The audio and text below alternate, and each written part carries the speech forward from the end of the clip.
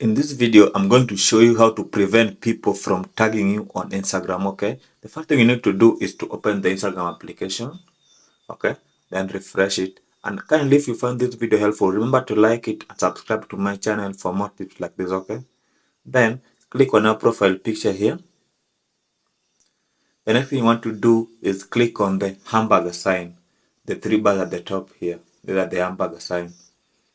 Then scroll down.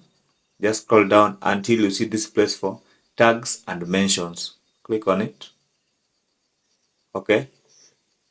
Now click on don't allow tags. You can see various options here. You can allow tags from everyone or allow tags from people that you follow. But here you select don't allow tags. This option will prevent people from tagging you unnecessarily on Instagram. Guys, if you find this video helpful, remember to like it and subscribe to my channel for more tips like this. Let's meet in the next video.